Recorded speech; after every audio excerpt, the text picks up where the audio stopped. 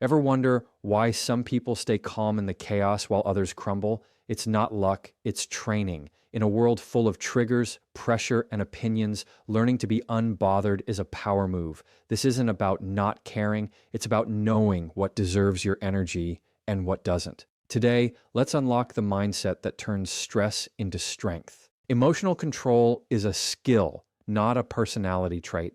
A lot of people assume that staying calm in pressure-filled situations is something you're either born with or without, like it's some genetic gift or personality type. But that belief is the first lie that keeps people trapped in a cycle of overreacting, snapping, stressing, and regretting. Emotional control is something that you build, train, and strengthen like a muscle. You don't wake up with it, you grow into it. It's about practicing how to pause before reacting, how to observe your feelings without letting them take the wheel, and how to separate what you feel in the moment from what's really worth your energy in the long run. And that takes work, not luck. You have to teach yourself not to go into defense mode every time you're misunderstood, not to escalate every situation where your ego feels threatened, and not to make permanent choices based on temporary emotions.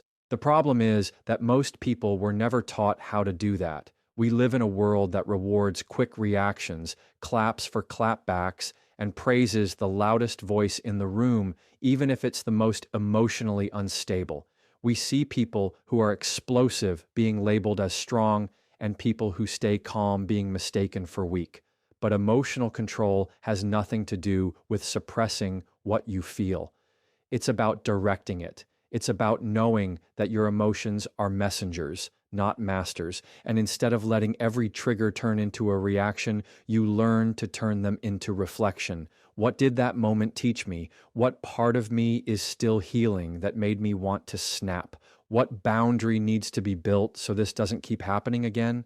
Emotional control invites questions, not chaos, and people who have it don't always speak the loudest, but they move with the most clarity. You train for it in the small moments first. When someone cuts you off in traffic and your first instinct is to yell, when a coworker makes a passive-aggressive comment and you want to fire back, when someone talks over you in a meeting and your body tenses up with that familiar surge of frustration. It's in these everyday moments that you either reinforce your reactivity or rewire your response. Choosing calm doesn't mean the situation doesn't affect you. It means you're deciding how it affects you. And you only get there by practicing, by showing up for yourself every time your triggers try to hijack your peace, by slowing down long enough to ask, is this really worth it? And when you really begin to understand that emotional control is a skill, you stop comparing yourself to people who look naturally calm or composed. You realize that the people who look unshaken have usually been through a storm or two. They've had enough pain to teach them that protecting their peace is a non-negotiable. They've had enough experiences where reacting only made things worse, and they've learned to build a buffer between stimulus and response. That buffer is awareness, and awareness is the beginning of real control. The more aware you are of what sets you off, the less control it has over you. People think emotional control is about pretending things don't bother you, but it's not about acting unaffected. It's about being unaffected. It's about developing the mental strength to decide what gets a reaction and what gets released. It's a quiet strength, the kind that doesn't show off, but shows up. And it shows up most in the moments where it would be easiest to lose it. You become the thermostat, not the thermometer. You don't just measure the temperature of the room, you set it. And when people try to drag you into emotional chaos, you don't go. You let them spin, you let them spiral, and you stay still. The skill of emotional control builds trust with yourself. You start to trust that you won't embarrass yourself in the heat of the moment. You trust that you'll speak from wisdom instead of impulse. You trust that your values, not your triggers, will lead your decisions. And that kind of trust is powerful. It makes you magnetic. Because in a world full of overreactors and emotional outbursts, your peace becomes rare, and people respect what's rare, even if they don't understand it. Emotional control gives you that edge, and that edge doesn't come from pretending to be calm. It comes from training yourself to be calm. Boundaries aren't walls. They're filters for peace. Too many people confuse boundaries with being distant, cold, or heartless, but that's not what they are. Boundaries are the invisible lines you draw to protect your time, your energy, your focus, and your emotional well being. They're not about keeping people out, they're about keeping yourself intact. You don't build them to hurt others, you build them to stop hurting yourself. Every time you say yes to something that drains you, you're saying no to something that could grow you. Every time you allow someone to disrespect you without speaking up or walking away, you reinforce the idea that their behavior is acceptable. And that's how your peace gets chipped away, one overlooked moment at a time. People often feel guilty for setting boundaries because they've been conditioned to believe that love means saying yes, that kindness means being available, that respect means tolerating everything. But real love has limits. Real kindness has clarity. Real respect starts with self-respect. Boundaries teach others how to treat you by showing them what you will and will not accept. And the people who truly care about you will adjust. The ones who don't, they'll resist, complain, maybe even walk away, and that's a gift, because your peace was never safe in their hands. Boundaries reveal what relationships are built on. They expose the ones that were only comfortable when you had none. You don't have to announce every boundary with a speech. You don't have to justify or explain why you're protecting your peace. Sometimes a simple no is enough. Sometimes silence is the clearest boundary there is. You train people by how you respond, by what you tolerate, by what you repeat. And if you keep allowing the same chaos, the same manipulation, the same emotional tug of war, then the issue is no longer just them. It's you not drawing the line. That line is where your power begins. It's where your clarity sharpens. It's where your energy stops being wasted on things and people that never pour back into you. There will always be people who push against your boundaries, not because they don't understand, but because they benefited when you had none. They liked the version of you that overgave, over-explained, and overextended. They liked the version of you who stayed quiet to keep the peace while they disrupted it. When you start setting boundaries, you'll be labeled as difficult, selfish, or cold, not because you are, but because you've stopped being easy to use. But peace has a price, and that price is the courage to be misunderstood. You don't owe everyone access just because they're familiar. You don't owe everyone your time just because they ask for it. Learning to filter who and what gets through to you isn't cruelty, it's wisdom. You start to realize that not every situation deserves your involvement, not every conflict deserves your input, and not every invitation deserves your attendance.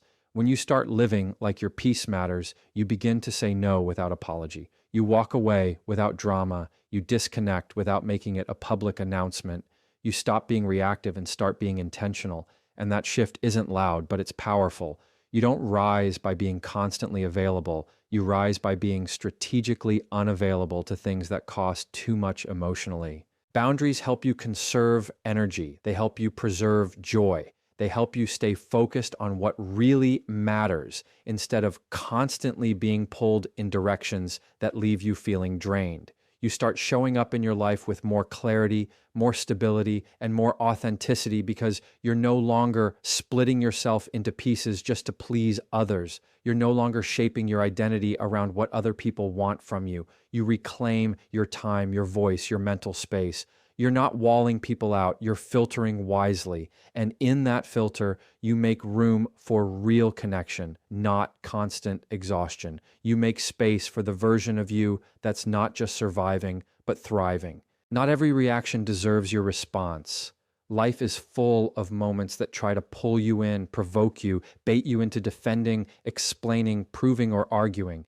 But the truth is, not all of them are worthy of your energy. Just because someone throws a comment your way doesn't mean you have to catch it. Just because they're loud doesn't mean they're right. Just because they come with urgency doesn't mean it's your responsibility. Learning to pause before reacting is one of the most powerful things you can do for your peace, because once you respond, you've invested. You've handed over your attention, your time, and your mental space to something that might not even deserve it.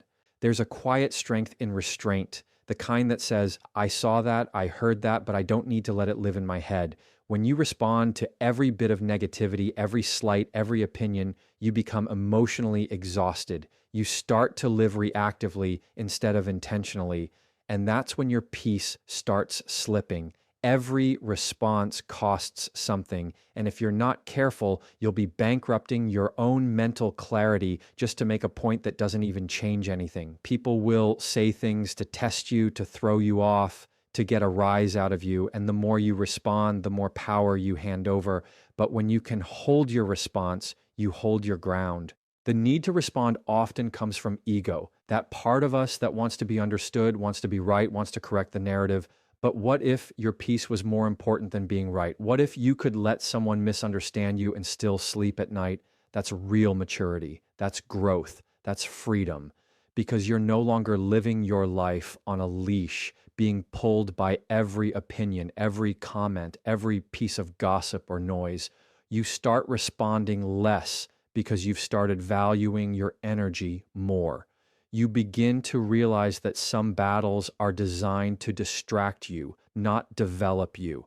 And when you choose silence, when you choose stillness, when you choose to disengage, you win in ways that don't need to be seen. Sometimes silence is the best statement you can make, not because you're afraid, but because you've risen above the level where that drama even lives. Your peace becomes your priority, not your pride. And that shift changes how you carry yourself. You start picking your battles like someone who knows the cost of every emotional investment. You learn to walk away not out of weakness, but out of wisdom. And that wisdom grows every time you resist the urge to prove yourself to someone who already decided not to hear you.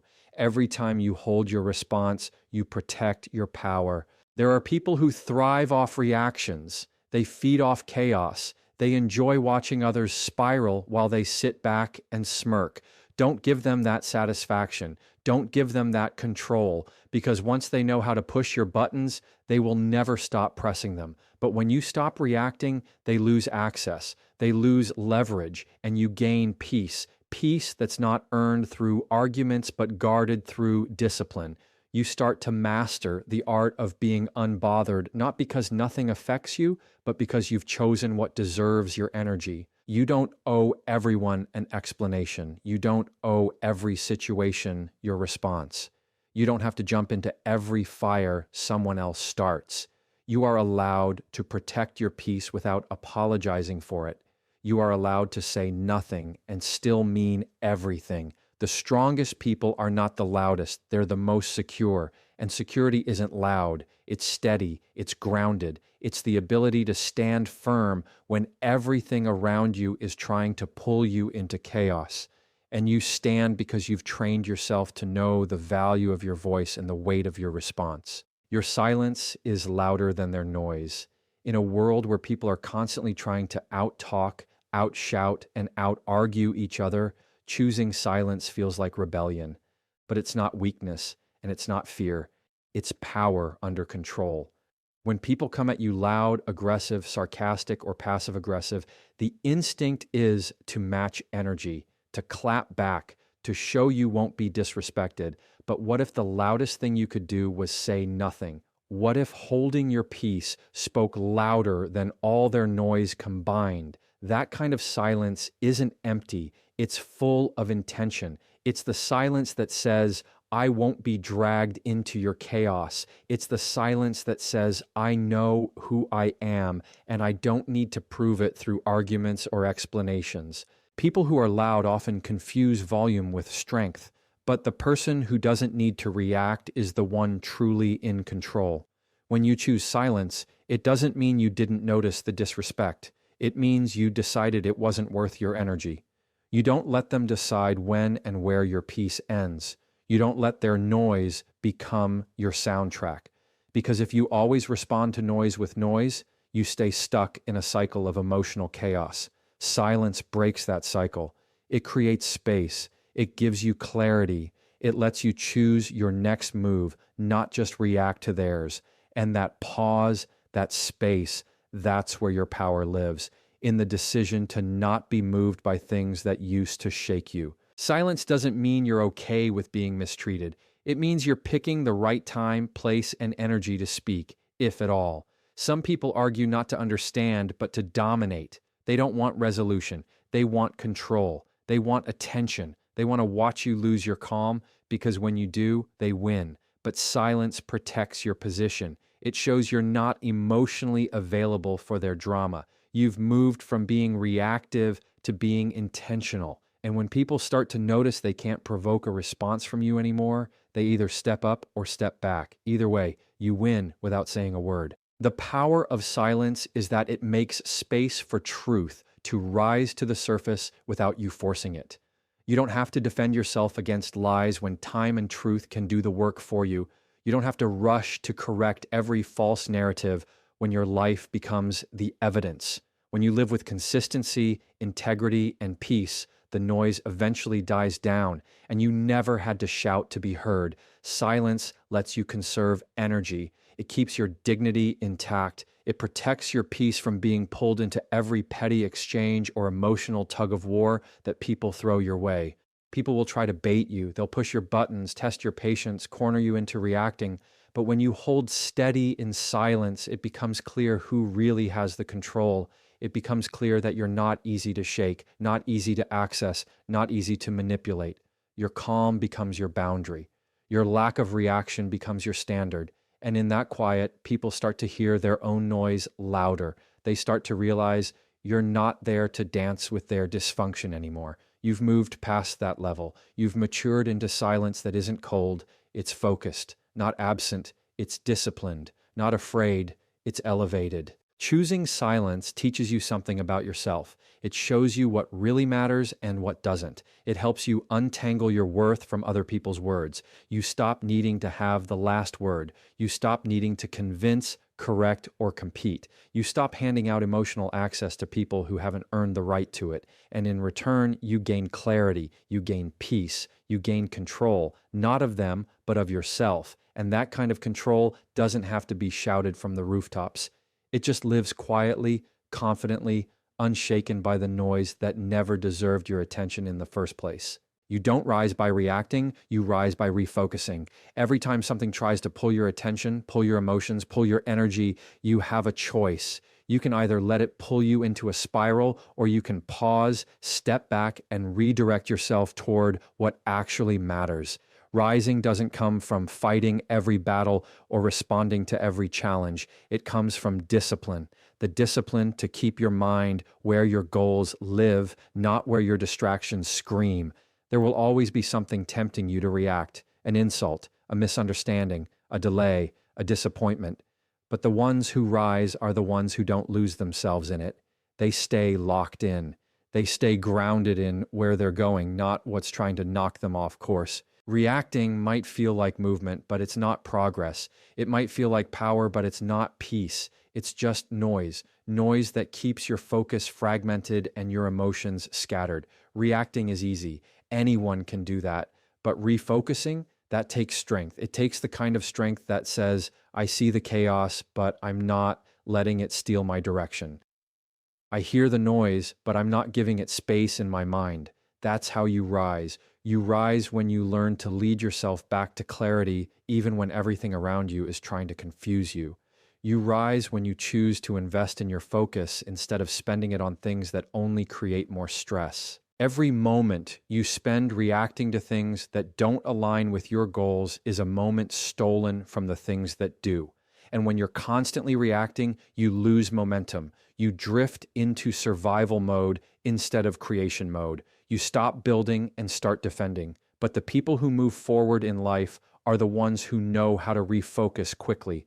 They feel the emotion, they acknowledge the distraction, but they don't sit in it. They shift, they reset, they move, because they understand that energy is a currency and attention is expensive, and they refuse to go broke spending both on things that don't matter in the long run. Refocusing means choosing your battles, choosing your thoughts, choosing your conversations. It means asking yourself in real time, does this move me closer to where I want to be or further away? And if the answer is further away, you adjust. Not everything deserves an answer. Not every situation requires your input.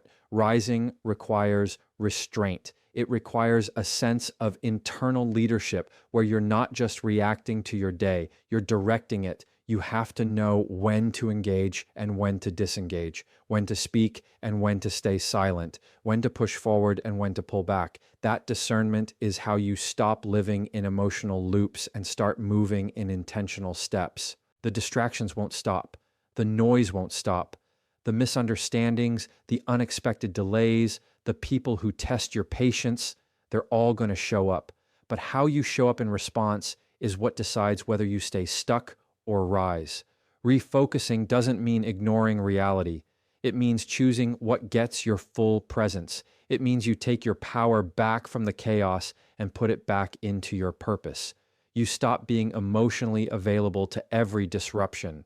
You stop letting your triggers steer the wheel, and you start living with that unbothered energy that says, I've got something more important to do with my life than be dragged into this mess. You begin to notice that every time you successfully refocus, you feel stronger, clearer, lighter, because you're no longer tangled up in things that drain you. You're building mental muscle. You're shaping a mindset that knows how to pivot instead of panic. That knows how to protect peace instead of proof points. That knows how to put energy into growth instead of reaction. And every time you do that, you rise, not in noise, not in reaction, but in direction, in purpose, in progress. You rise because you've made the choice not to be distracted by things beneath your mission.